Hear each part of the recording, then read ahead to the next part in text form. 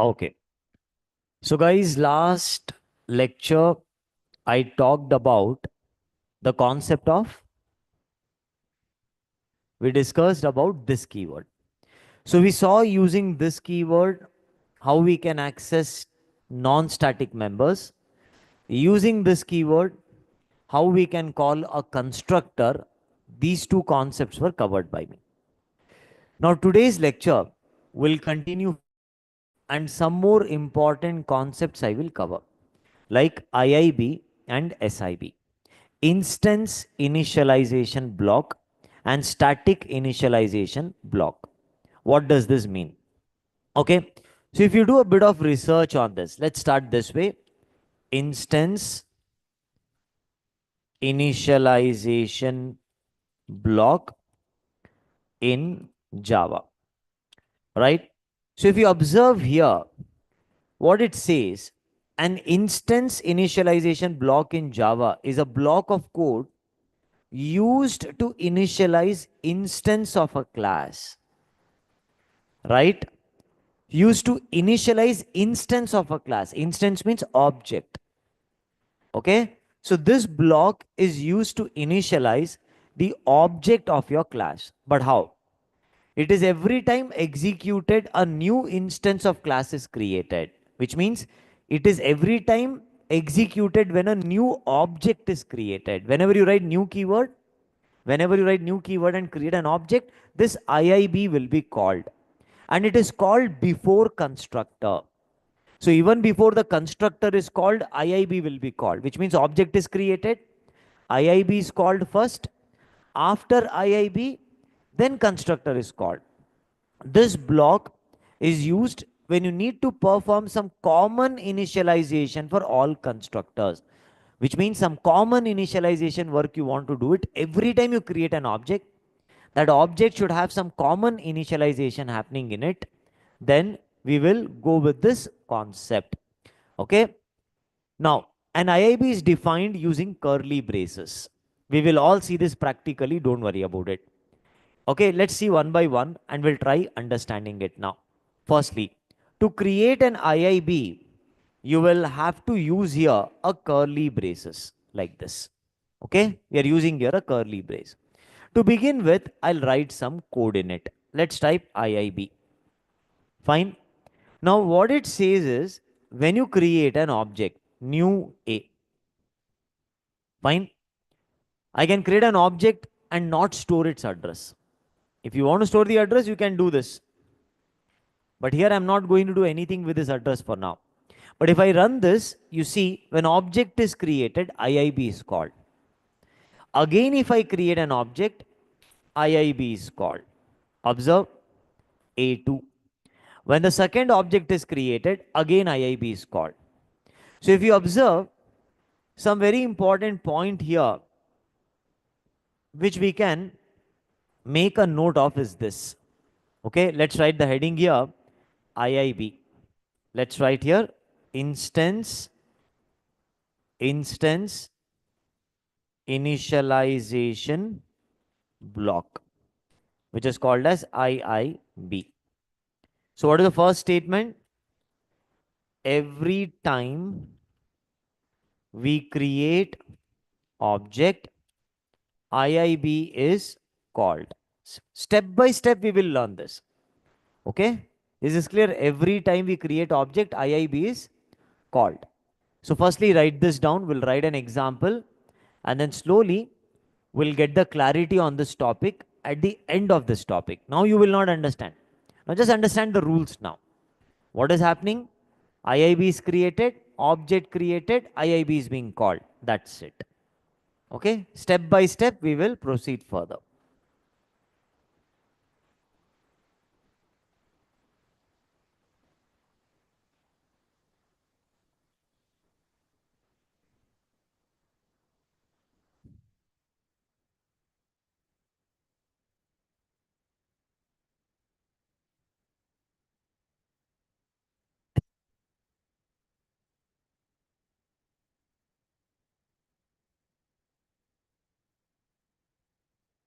Please write the program quickly. Make a note of this program.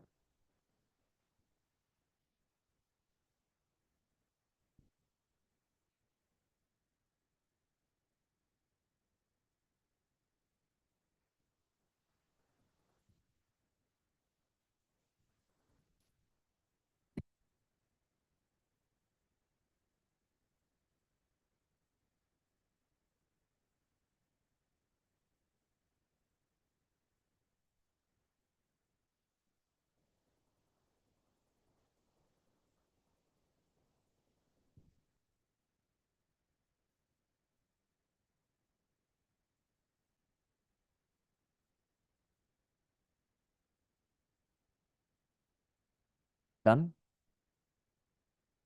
Okay. Now, see this here. What it says that an IIB is defined using curly braces inside the class, but outside any constructor or outside any method.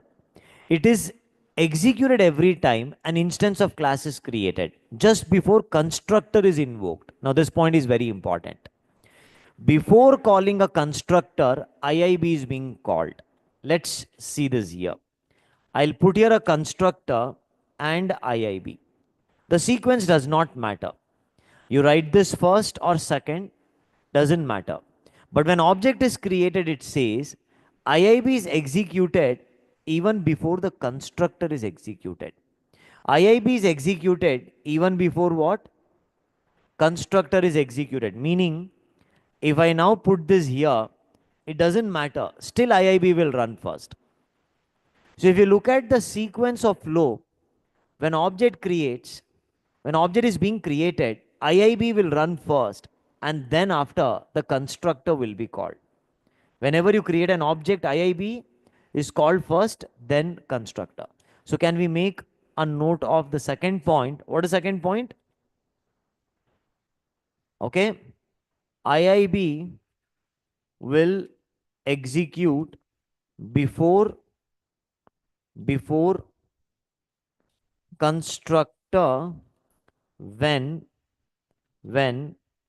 object is created.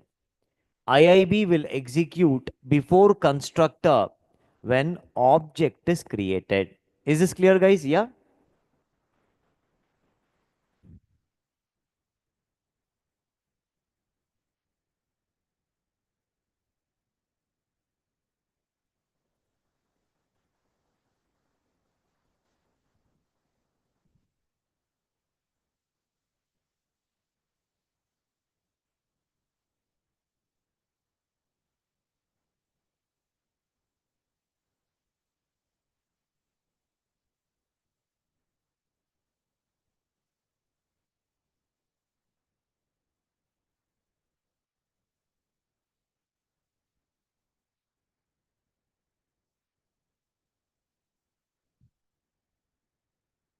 Write down.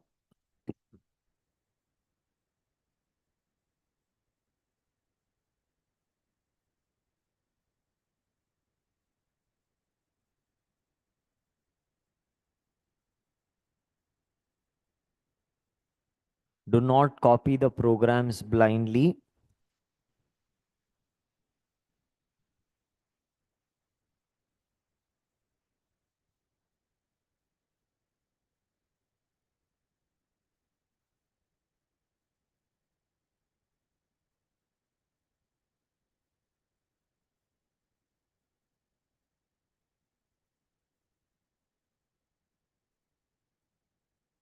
Done.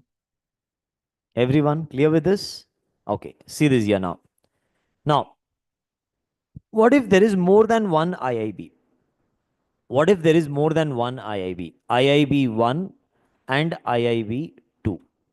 Now, if I create an object, can you tell me what will happen now? When an object is created, I've written more than one IIB in my program. There is no error in my program. If you observe, there is no error in the program. In this case, when I run, IIBs will run in sequence. The first IIB will run first and then the second IIB. This is the first IIB and this is the second IIB. Then the constructor will run. If I alter this sequence, observe. Now IIB 2 runs first, then 1. So when there is more than one IIB, they will run in sequence. The first IIB will run first, then the second IIB, and then the constructor would run. Is this clear, everyone? Yes. So what is the next point? We can put that here, that if we have more than one IIB, then it will run in sequence. Did you understand the meaning of sequence here? Everyone, write this down. If you have more than one IIB, then it will run in sequence.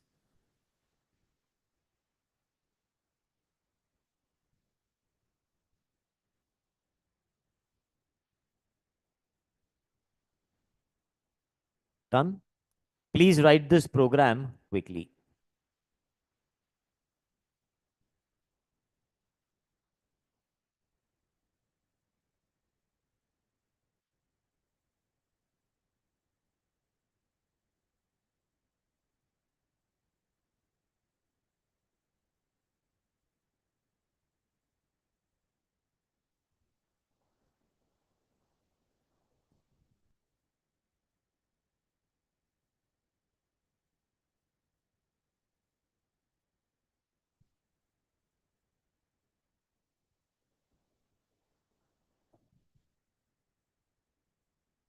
Done.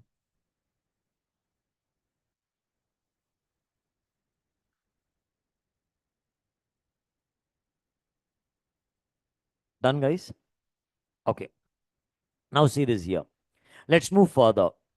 It is executed before the constructor. If there are multiple constructors, then IIB is executed only once before any constructor runs. Okay. Now, let's move ahead further. So this example, we have taken it here. When object is created, the instance initialization block runs, prints the content of it first, then the constructor is called. Correct? We have covered this point. Okay, this all we have already talked about it.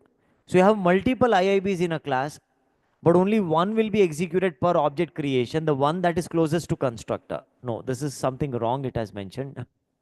So you have to be very careful about chat GPT. Right? It is not running one, it's running all. Yes or no? Is it running one? No. IIB can access instance variable just like constructors. It is useful for writing common initialization code for multiple constructors. It can be helpful in situation where code needs to be executed in every constructor, but code to be executed in every constructor but should not be repeated. Okay, anyways, see, I'll give you an example now. Let's say I have some variables to be created, int, and I have a condition variable. Okay, let's say we call this as string condition variable. Fine. Now, whenever an object gets created, I want this variable to be initialized to yes and get stored into this object. That's what's called as initialization block. So when I create an object, I want some values to be stored into this variable and then get loaded into the object for further usage. Example, I will now type here condition is equal to yes. Okay. Condition is equal to yes. So what will happen when this object is created? This condition variable will get initialized with yes and will get stored in A1. Fine. So you want some values to be stored into the instances when the instances are being created. Okay. So I'm going to now write here SYSO and let's print A1 dot condition. Okay. See this? Let's say when I create an object, I'm interested in, okay, creating one file class. F is, we'll talk about what is file class later. New file. Okay. And in this now, this file class is used to reading the file content. Test.txt. We'll talk about this later, but I'm just taking an example for now. Control 1. And I will take this thing, paste this here, file F. So moment an object is created, this variable F will be pointing to that file from which I want to read the data. Did you understand now? Everybody are understanding? Moment I run this, this variable F will be pointing to that particular file, okay, from which I'm interested in reading the data. So some initialization, it's telling that even before you create an object, you want to initialize certain things and that content you want to put it into the object, okay, once the object is created. Some default content, after initializing it, you have to keep it into that object for the future use. So such things you can do it in what? Initialization block. That's what's called as initialization. I'm initializing the content, putting that into object when object is created. I hope this part is clear, all of you. Yeah? Yes? Okay. We don't know what is file class. We will avoid that for now. We'll not make that as a topic of discussion for now. We'll discuss about that when file handling concept is taken in Java. So when I create an object, connect to database. When I create an object, open a file so that I can read from the file. I can do all of that here. Okay? Fine. Make a note of it. Everybody.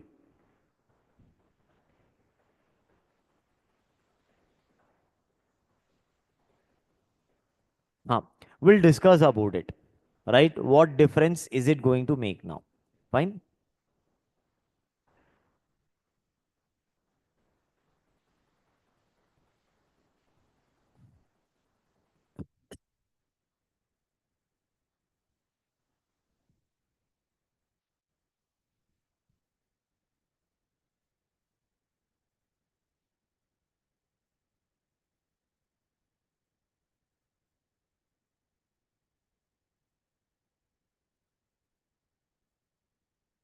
See here, I'm using object's address to access condition. So in this case, it is mandatory because I'm using A1 to access the content of object. What is present in the object and in that? Yes. Okay.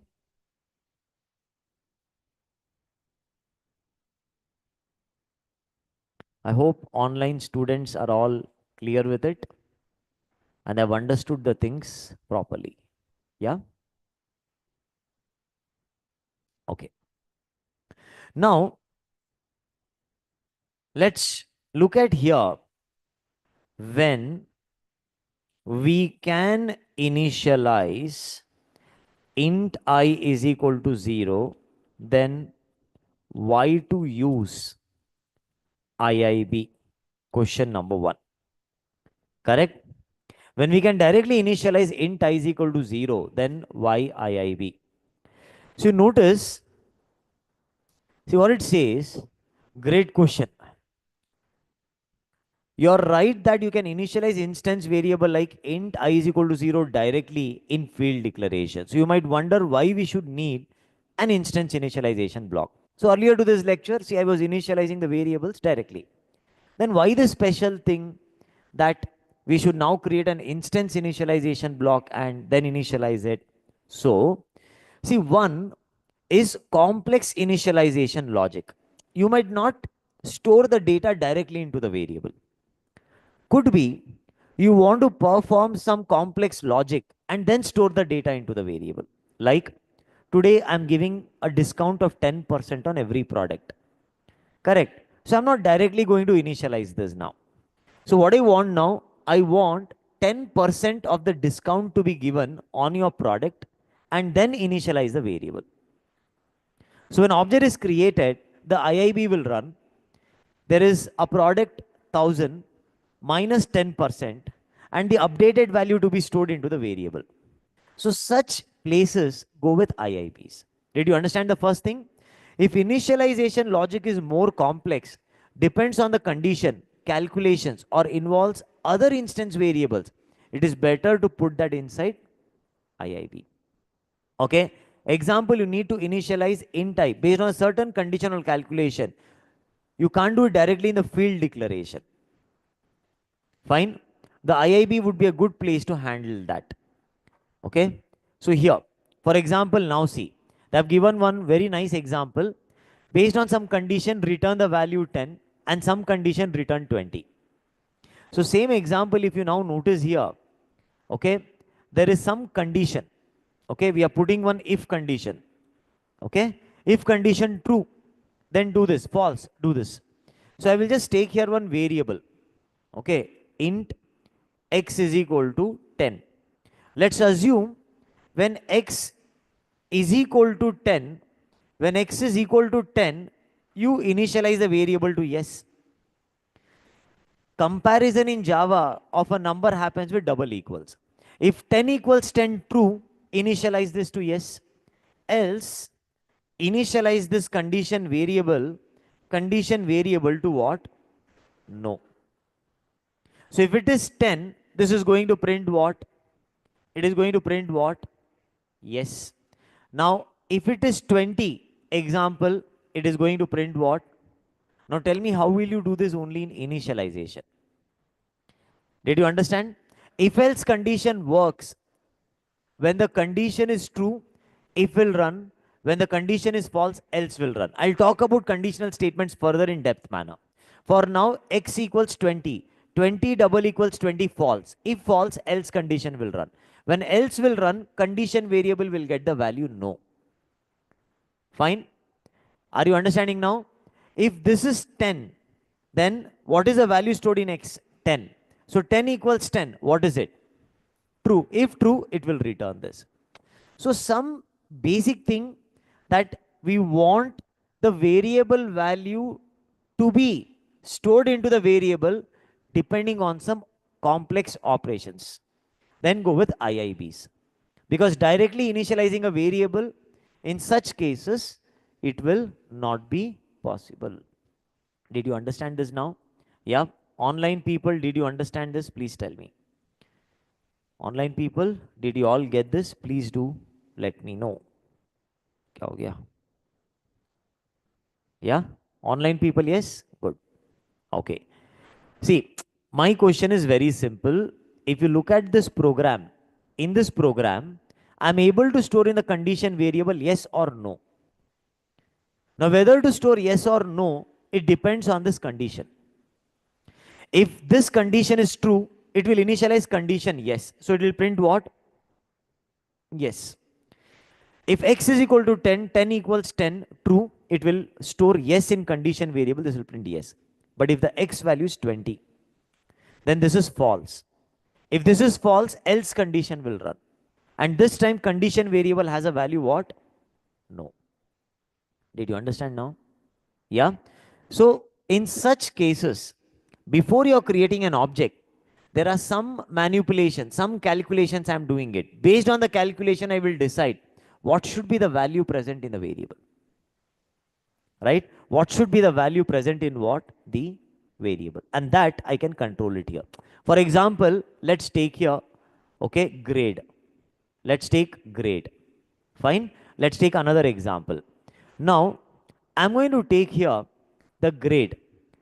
And in this, I want to store some value. But how to store the value? So I'll create one variable marks. Okay, marks is equal to 60. Let's assume if your marks is 60, okay, if your marks is equal to 60, true, then I'm going to now give the grade as, okay, this logic is not totally correct.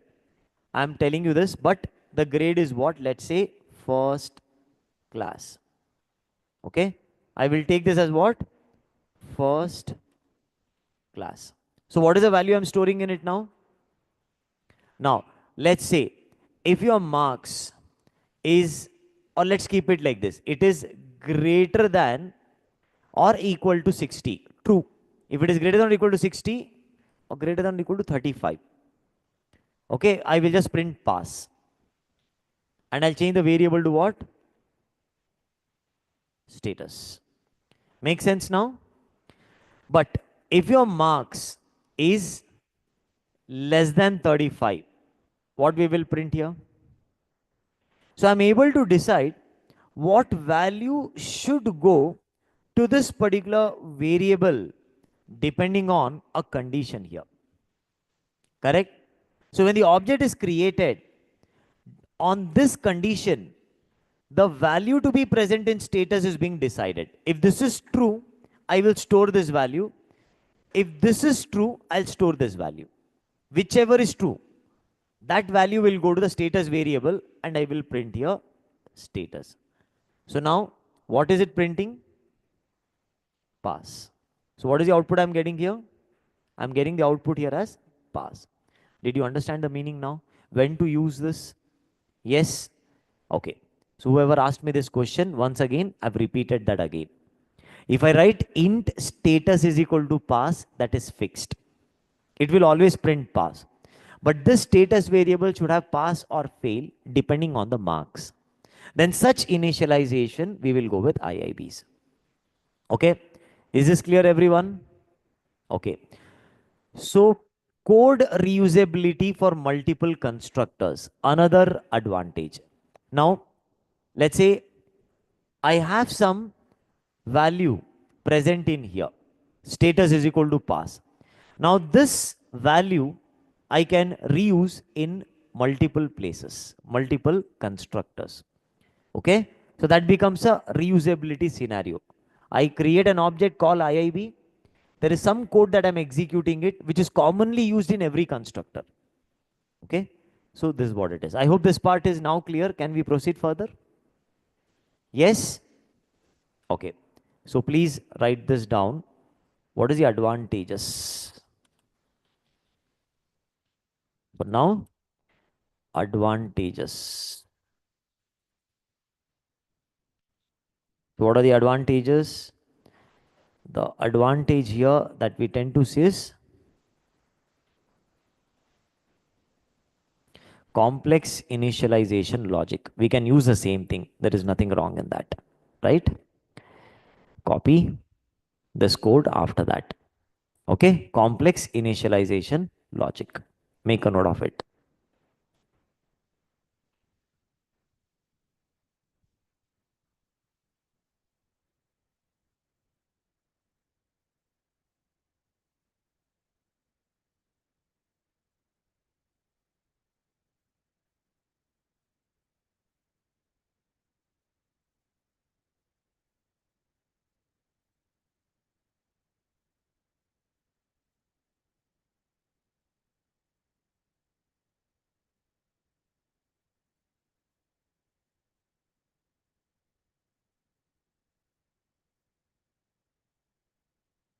Please write this program quickly.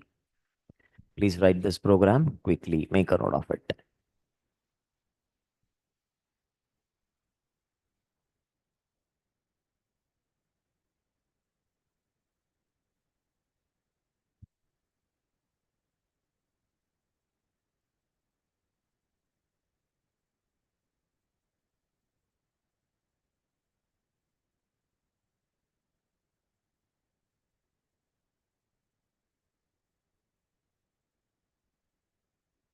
All got this program? Yes? All the students understood this? Okay.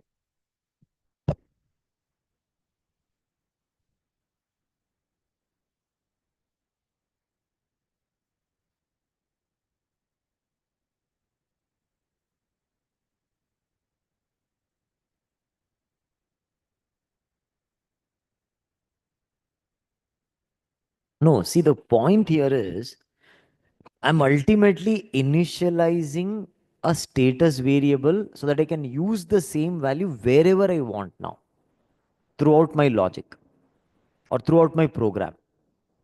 Once I store the value status is equal to pass, I would like to use this variable value in several other places now.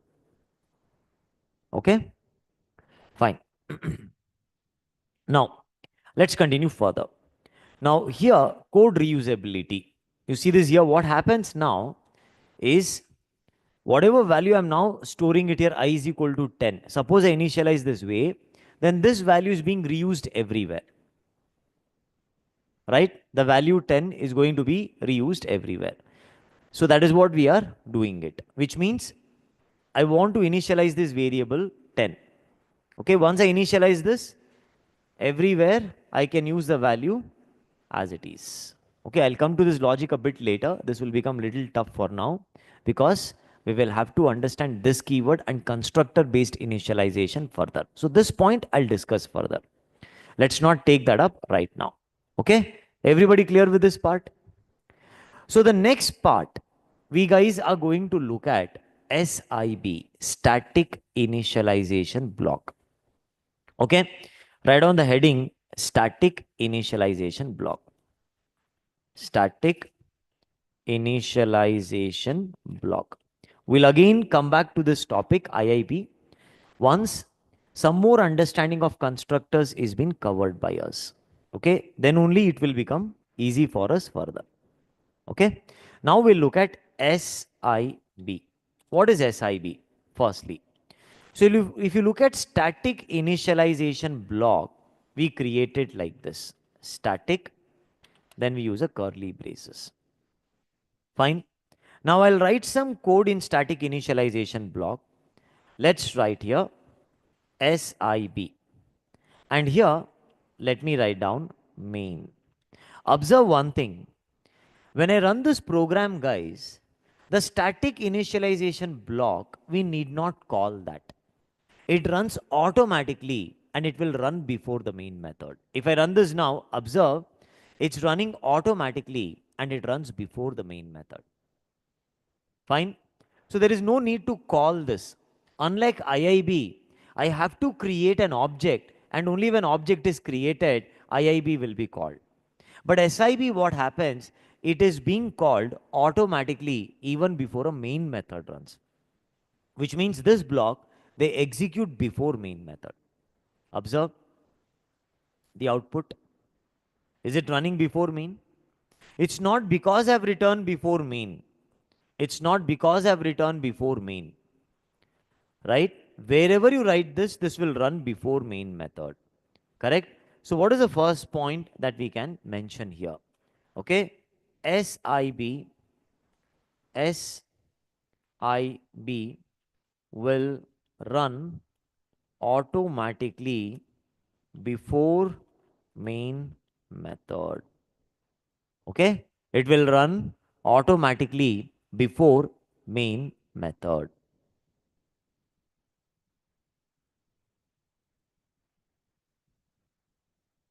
Okay. Next. Please write this program. Make a note of it.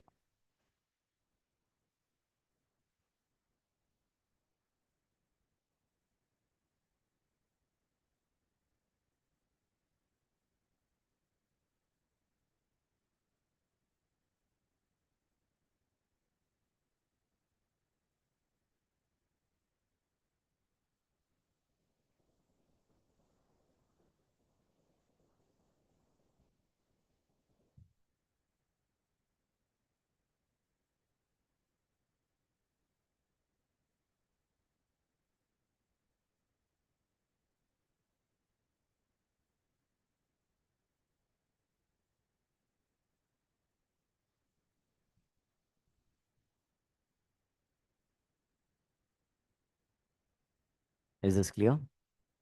Yes? Okay. Now, what if there is more than one SIB? Okay. I'll mark this as SIB1. I will mark this as SIB2. Observe, they will run in sequence, just like IIB. Okay. Order in which you write, in the same order, these blocks will run. Observe. SIB2 runs first, then 1, then main. Make sense? Everyone? Please write down the next point. What is the next point?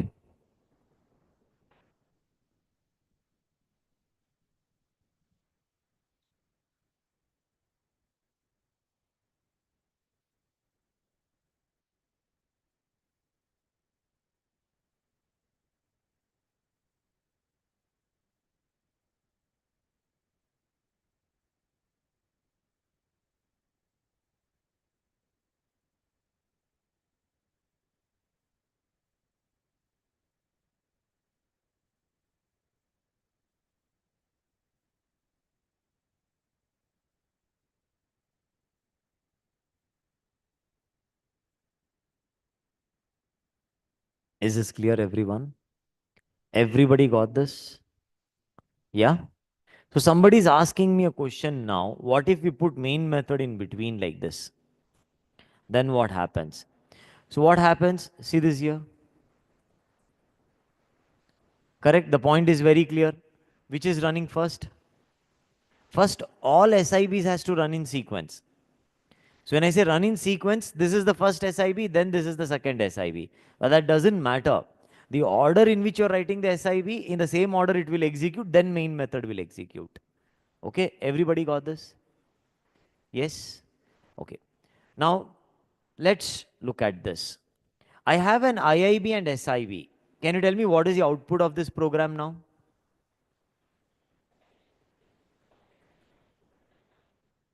What is the output of this program? Huh? SIB and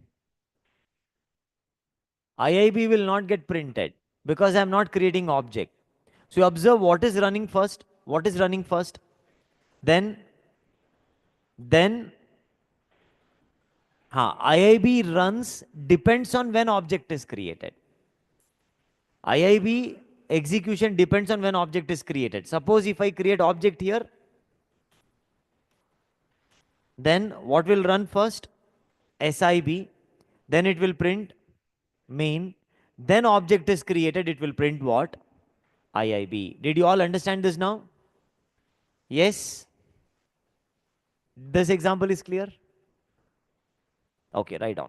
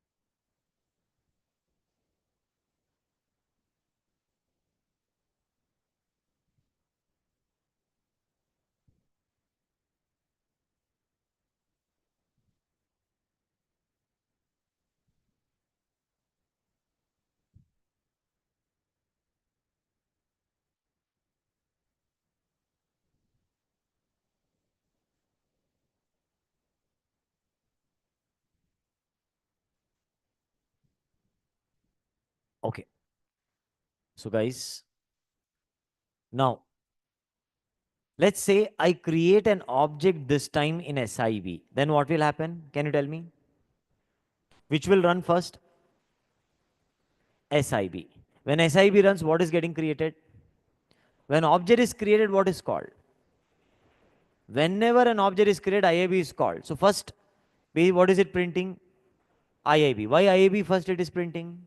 Because SIB is running first. When SIB runs, object is created.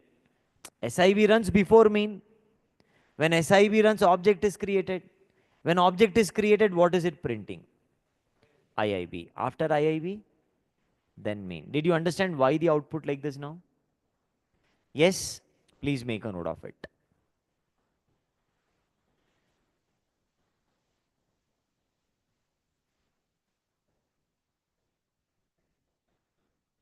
करेगी करेगी discuss करेगी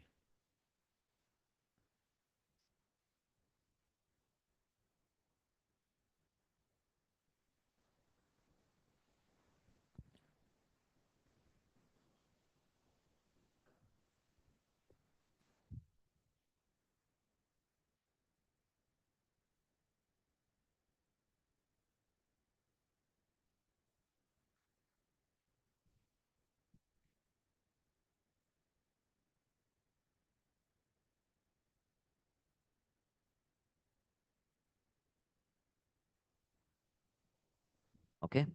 So guys, we will end here. We'll meet again tomorrow and we'll continue further. Okay, from here we'll discuss more things tomorrow. Right? Yes, why not? Object creation does not call SIB, no? Then you can create object. See, I'm creating object in IIB. What will happen now? Right? The problem is object creation here makes no sense. Reason being is, if I now create an object from main, observe what will happen now. Main method runs. Let's assume main method runs. Main method will call IIB. IIB again creates object. So what are we getting into? We are getting into some problem right now. Isn't it, guys? Right? We are getting into some problem. Correct? Some stack overflow problem. We'll talk about exceptions later. But why this problem arised? Because I'm creating object calling IIB. Now IIB is again creating object, call, create object, call, create object, call, create object, call. You're getting into what? A repeated calls. It's wrong. You cannot create an object here. But if I make this static, then there is no problem. Because object creation is not calling static. Okay? Is this clear, Aman? Answer to your question. Okay? That's it. Today's class. I hope it was all clear for you guys. Yes? Okay. So we'll meet up again tomorrow.